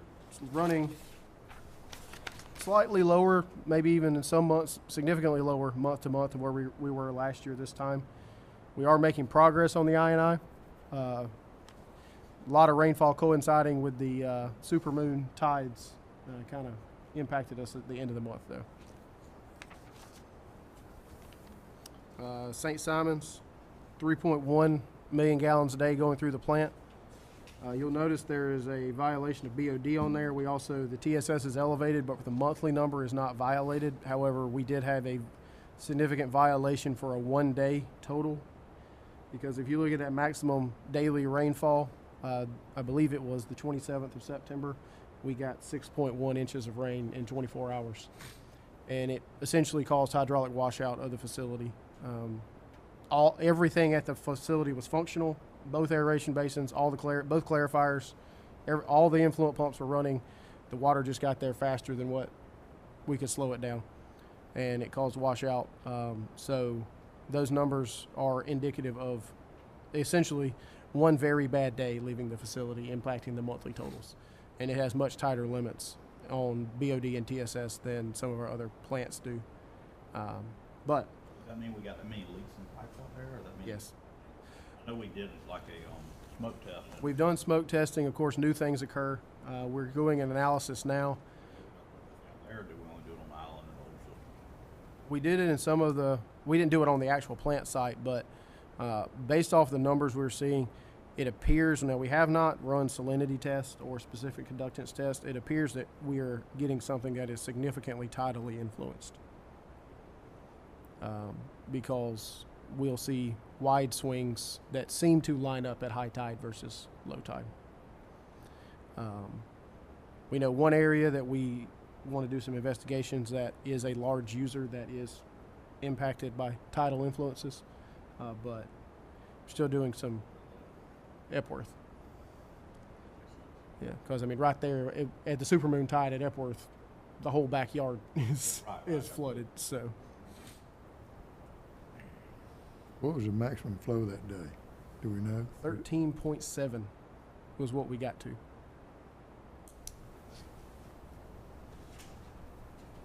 And I think the daily total was, I know for a fact the daily total was over 6, but it may have been over 7 for the day.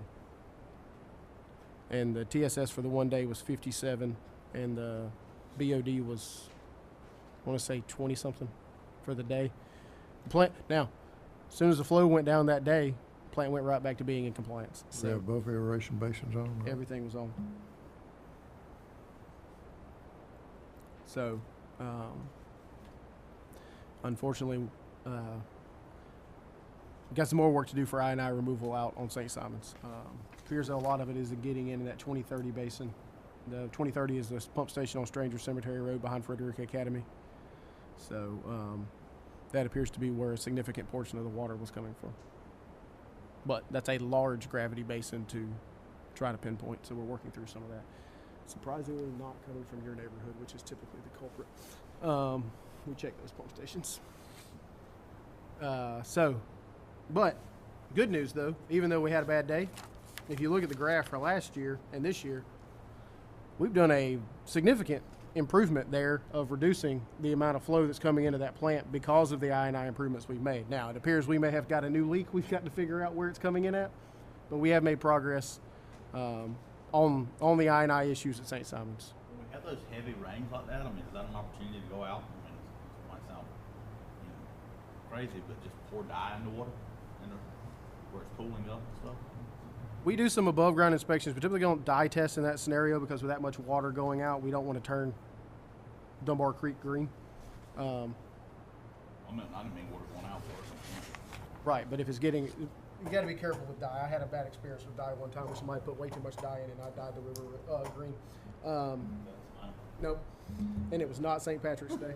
The only legal day you can do that, I think. It was a 50,000 gallon tank. They were dye tested. They dumped the whole container of dye in it. Anyway, we do some above ground trying to see where we might see water that is vortexing, like it may be getting into a system.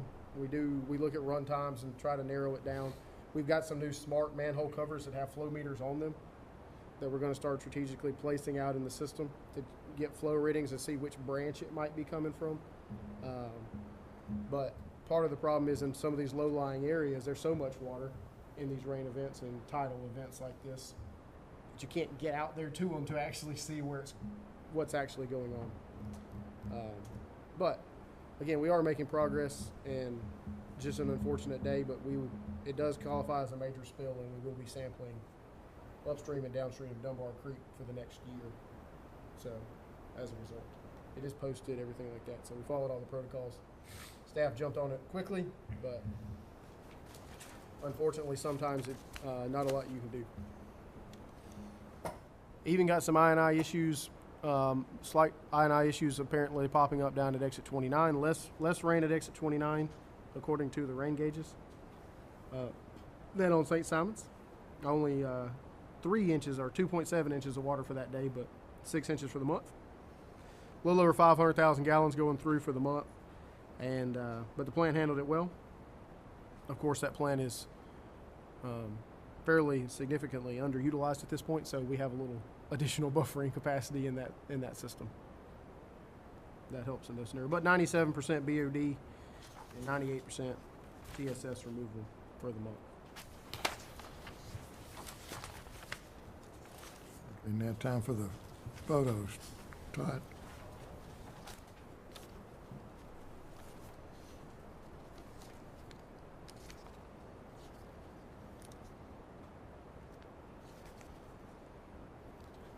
Got the project report. Appreciate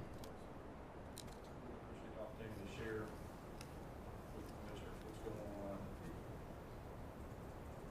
So first project we'll talk about is extension. Currently, we're hoping, projecting by the end of the year, hopefully for this project here. Still doing bi-weekly construction meetings, staying on top of things. To summarize where we're at now, we've got probably about a little less than half, Mr. Stovall here, tag team over here. About half the sewer probably installed, all the water essentially installed, all the water system connected in. Half the sewer or so, and now we're going to be. We do have 110 parcels with access to the sewer system that currently that didn't previously have access. So. And we do have a handful of customers who have connected to the system and are utilizing the assets. That's true. So Glynn County's requiring us to pave completed area first before we move on to the next gravity sewer installations. Some good minds in there together. Making adjustments, taking, reducing the paving where the opportunity presents itself, rerouting where we can.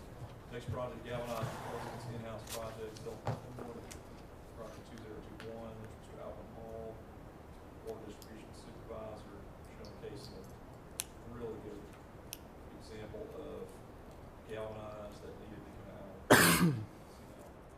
Probably not getting substantial amounts of flow through that previously. That's an interesting formation there, tuberculation inside, you can see the, obviously, the condition of pipe on the outside. So that's where they came out, supported their efforts. There's Mr. Tim Cheek. Educating our new neighbors. Yep, planning to help coordinator, yep, conversing with one of our board of elections folks next door. I thought that was pretty interesting. Tim has a section of 2-inch poly pipe, or HDPE, compared next to some 2-inch galvanized coming around. There's a couple of our ladies up front, looking at a piece of galvanized pipe that's coming around. And, We like to show the customer service staff what we find in the field, because we like to say they're our first line of defense against questions. And so educating them on what when the people call in, what we're dealing with, what the projects we're working on, helps them answer questions better and get a single call resolution rather than ending up having to play phone tag.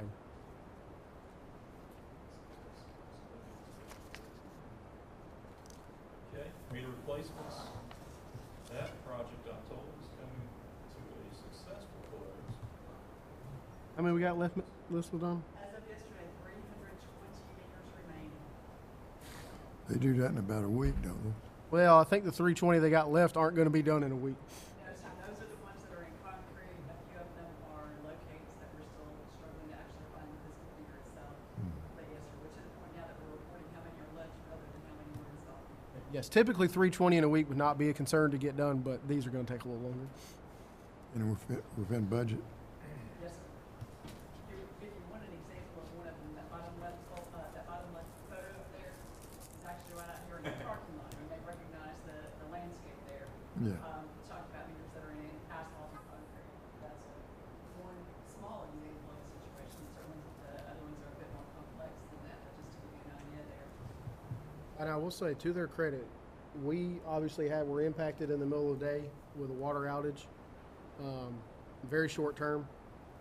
Ms. LaDonna went around and put stickers or notes on all the water fountains that we couldn't get water for a little bit, and half an hour later it was ready to go. Not an inconvenience for us to deal with that. They did a good job, and now we'll have more accurate readings of what our usage is here at this building.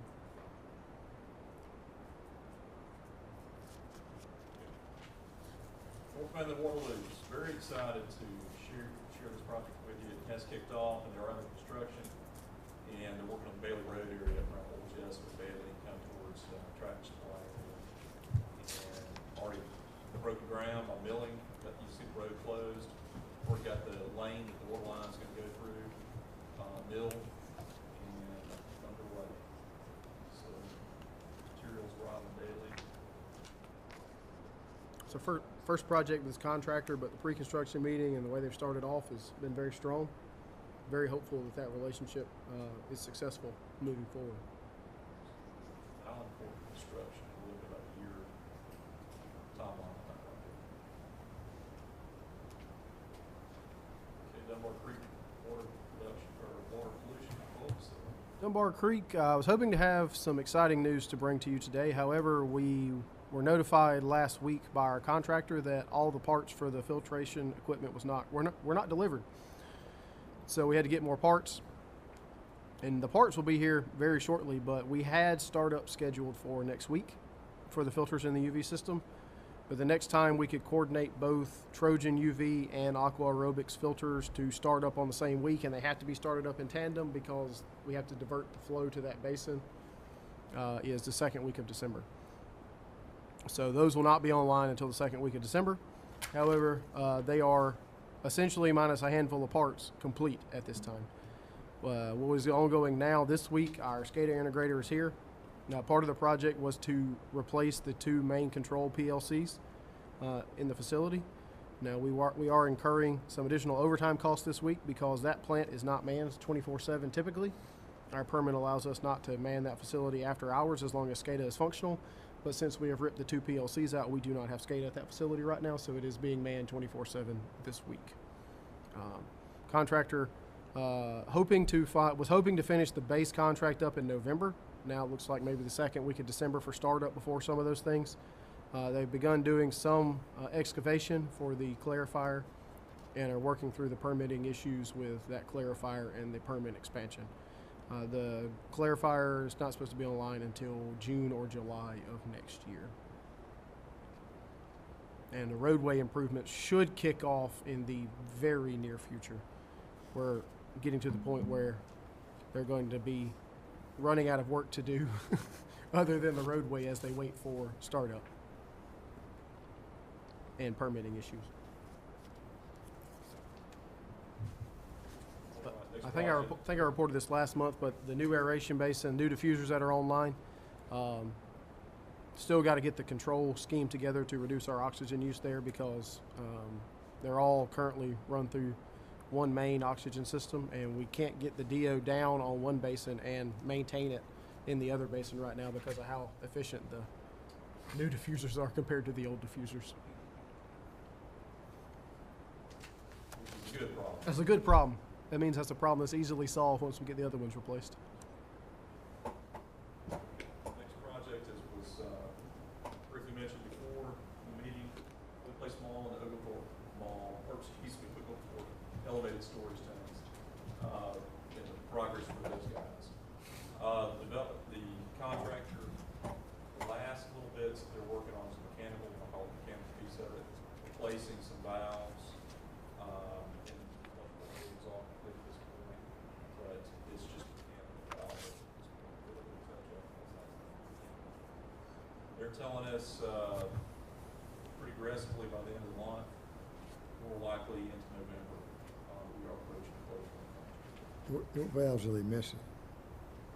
Gate valves. There's Gate valves? that the contract we replaced.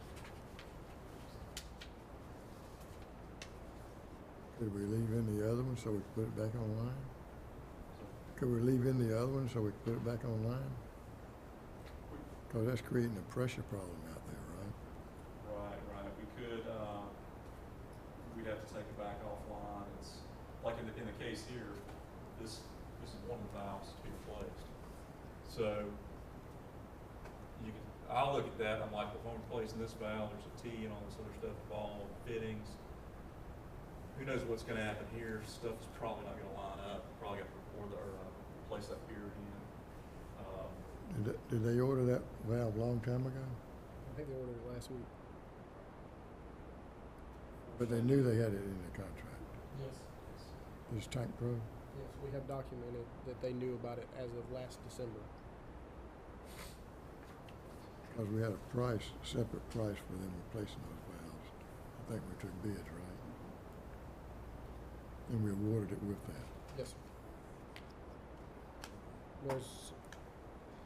sir. We're waiting on the valves to get here. I don't think they've got more than maybe a week's worth of work once the valves arrive. We're just waiting on the valves to get here. And So, but they could open up without the valves, couldn't they? They don't, then you gotta take it back down to replace the valves.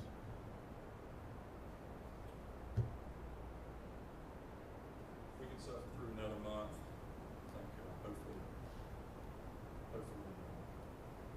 they'll close this right down. Okay. But, very popular, logo on the mall tank.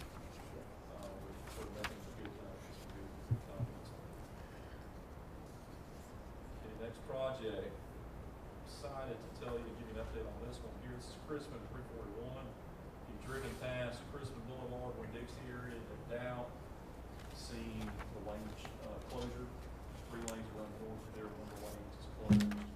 Over by Jay's Fish Shack and Sonny's Barbecue. And this is what came out of the ground. It was a cast sewer, cast iron sewer. Put here that failed progressively over time, and catastrophic failed at about a year or so ago. And Popco is on site. They've got it the section taken out. You can see here it's about 10 feet worth. Replaced it with PVC, new PVC pipe. And last night, around midnight, finished up with the liner installation. But you can kind of see what kind of shape that Yeah. piece of pipe was in. was there a force main coming into that line? too? There are 2 force mains coming into there. We only did a short section of it. So we didn't have a top on it. And There's then- no top. The top was the plates we had in the road. This is the post-cleaning video. Our contractor Popco had their own cleaning equipment, and they went and did this. So we're getting a little bit of I&I as we go along, if you pay Yeah. attention. So the holes you see there, that's And that's not the section of pipe that got replaced. We lined through that. yeah, this is the downstream end towards Sonny's. We're gonna work the camera back up towards where the defect is up by Jay's Fish. So we're gonna line that pipe. It It's has been lined lined. now. As Ready of lined. as of last night, it was lined.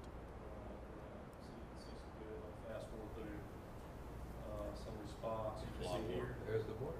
Yeah, looks like Swiss cheese. That's And that was before it started doing all the raining, so that's just groundwater. what's left of that cast iron. Well beyond its useful life. Pretty thin. Rust particles holding hands there. Yeah, so, again, the top of the pipe, you can see that's where the H2S gas.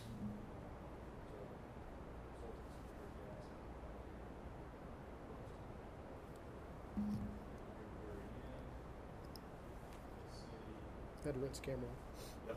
Yep, sometimes you dip it in it, you know. Here's approaching where the true defect was. You can see the collapsed area here. This is basically the top of the pipe smashed down, and there's asphalt even, believe it or not, down at that elevation on top of that pipe. So that road's been, the base of that road has been subsiding for a long time. What size line was that again? It's 18 inch. So you can see the manhole straight ahead, daylight and all that, so. You need to give a talk at GWP about this. For these people. Oh, this ain't the worst one we've got. We can show you some of the ones that Chris helped us line out there on Yeah. Whitlock. Yep. Yeah, yeah. Oh. You can just see how thin the remnants of that cast iron is. It's pretty amazing, but. It's there. Right. And I'll be honest, the unfortunate thing, or the fortunate thing, I guess, is we saw this and we all expected it to look worse than this. We looked at this and like, oh, that's only one joint we got to replace. Then we can line through that. We're good. Yeah. We were afraid we were going to have to dig the whole thing. How old is this pipe? 60s. 60s. This was gonna be for This was pre-interstate. pre-interstate, pre-95, pre-road widening, and pre-41. We believe. So good news with that is, So it's all fixed now. Well, the liner is installed, liner is cut, the manholes along with that project Popco's doing for us, they have rehab manholes with Superco, counseling them. So basically got brand new, gravity main, 2 brand new manholes, essentially rehab manholes. They should be pulling the bypass and dewatering out this week, the rest of this week. We're hoping paving, cross fingers, is gonna get done, maybe aggressive, but they're hoping they get done before. So if we can have that roadway open back up. You got 2 videos. Is one of those a post? Oh, here's the video. I'm talking about at the bottom. You got 2 different video links of them. Yeah, I think I had that. Oh, hoping we had a post. So, good news on that project, going very well. We're gonna wrap it up here with the Popco contractor. Done a good job. Doing a good job out there. Okay, that concludes the picture report for right now. Detail, portion spreadsheet. On the spreadsheet, couple of items that are under construction. The FEMA generator project. We've had 2 generators delivered. 2 generators delivered. Out of Oh. how many? Sorry? Out of how many? 13. 13 generators. We've had 2 delivered thus far. Do we have a schedule on the rest? We have a schedule, but the schedule changes before they ship, every one of them.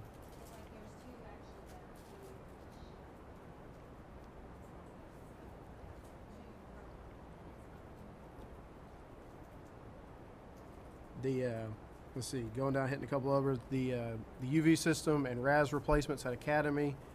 I have 100% drawings on that are under review. Hopefully we'll have that out for bid before the end of the month or the very early in November, depending on how many comments I have on the project. So that we get that good. We do have the UV system delivered now, so it is on site. And Where are we keeping that? in the solids building.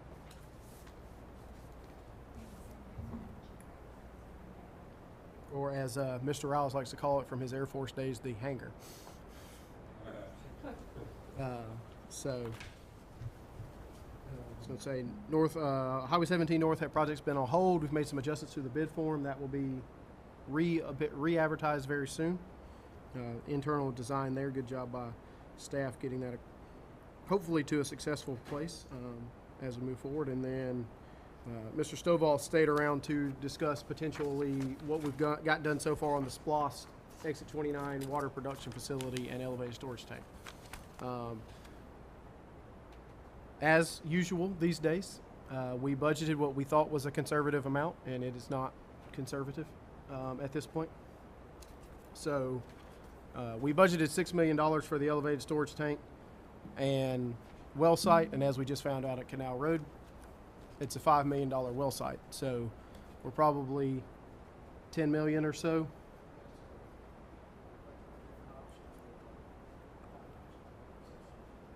Looking at various ways to set that up. It's between 10.8 and 12.48. On the South Mainland? Mm-hmm. We're not even gonna have a ground storage tank. So it has a ground storage tank with it because we're still trying to strip out nitrogen. Well, we'd have to put at least the minimum tank to strip Okay. for the. We're going to take some of these. So it's gone up it's gone up twice what the Canal Road well was? But you got an elevated storage tank as well. Oh, okay.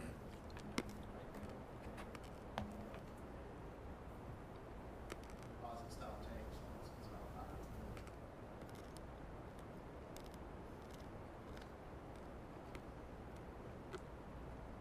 But you're, We need that tank as bad as we need the North Mainland tank?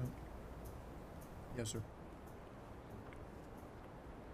I will say, you're finalizing the 30% design, hoping to move forward quickly on that because it's a very visible project. Being a SPLOS project, we want to show a lot of momentum on those projects. And we need the bid back on what that total is going to be to know how much water and sewer extension we're going to be able to do. When will the plant, Yeah, exactly. when will the plans be ready? We'll get together this week on the 30%.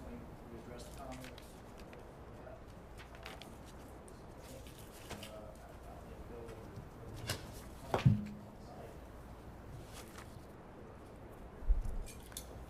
Do we have to have EPD approval? We will have to have EPD approval. But we can go ahead and bid it before we get EPD approval. Just can't start construction. It's a risk. If we're all on site, it's much easier project. I mean, they're just right around the corner, so they ought to be. Okay. I know they do work very quickly. They're not around the corner anymore. They moved out to Harry Driggers. They're still pretty, they're still They're out pretty. on Canal Road. Okay. Yeah, they're out at Canal Road now. All right, thank you. We need to get to the finance meeting, so anything else? I believe that's all we have, sir. You know, out by the hospital, we've had a lot of line breaks, recently because of, some of the fiber boring that's going on in town. I think there's been 3 or 4 times that have penetrated some lines out there. And if you've never seen the response that the water crews do when they come out and fix those things, I mean, it is amazing. They are, look like they're submarines down there trying to fix some of those lines. I mean, the streets will be flooded, the roads will be, several inches deep in water, and they're down in a pit fixing those lines. And I mean, I don't see how how they don't just go home for the day or something afterwards, but they are just completely drenched. And I was talking with them one day, but I was like, "Y'all just go home after this?" Like, "No, it dries." I mean, it's amazing the dedication that those guys do. And I know the sewer crews do the same thing. I've seen them as well, but I was reminded of it recently because we've had several of those out by the hospital recently. And anytime something going on in the hospital, I try to stick my nose in it. Just go out there and kind of see what's going on. It's just amazing how nasty and dirty those guys are willing to get in order to get water back on. Well, I will say the last one that got hit out there, anytime, obviously the hospital is a significant customer for us. And so anytime something like that happens, I get an update, hey, may have something impacting such and such. And so that day that you were out there watching, I got a message from Derek that said, "Oh, it ain't too bad. It's just a 2." It is just a 2-inch. It ain't too bad. Well, one this week too. Yeah, he was worried it was that 8-inch that was going to be a much bigger deal to have to work on. But It's amazing. I mean, they get down in the hole. I mean, I've seen them down there, shoulder deep, just trying to do this, work on a line. They can't even see it. yeah, to that point, I was going to announce this tomorrow as well. But we have been notified that we once again received the GAWP Gold Award for our distribution system and our practices. So those guys, we'll have a couple of guys that'll be going up to Helen to the GAWP Fall Conference to accept that award, and then after that, we'll have a presentation here at our commission meeting. But those guys work hard, and it's good to see them get that recognition for that. Thank you for your recognition as well. Anything else? Meeting's adjourned.